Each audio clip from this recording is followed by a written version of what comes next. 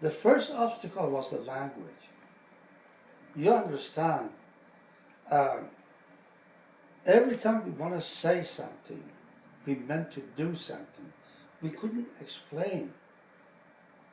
We couldn't My mother, she explain to had the a person. hard time finding job because of her English, and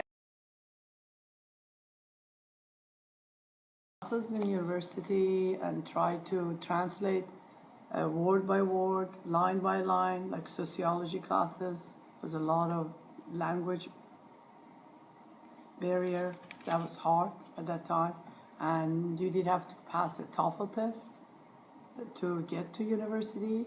And when you get to university, since it was a second language, you have to use your own dictionary constantly to translate.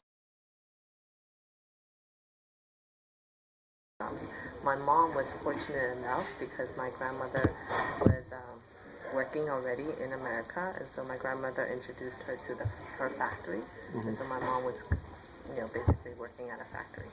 Oh, okay.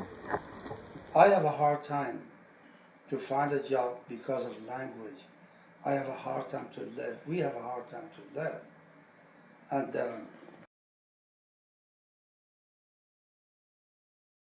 I can't go back to my country because it's not safe.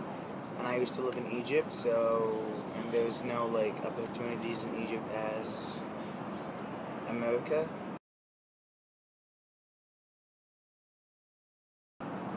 Back in time, in my country, we had like a lot of free time that we can have fun, hang out, do a lot of stuff. But here it's mostly working and studying and doing like things belong to your future.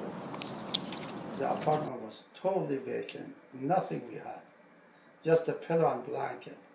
Because we didn't know we are going to stay in America or we're going to go back home. We were upside down.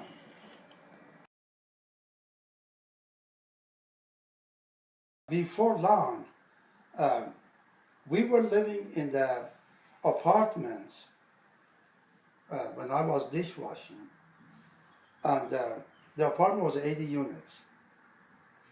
15 years after, I bought a whole 80 units. And I told the manager, who was an old lady, I told him 15 years ago I came over here, applied for apartment, you didn't give it to me.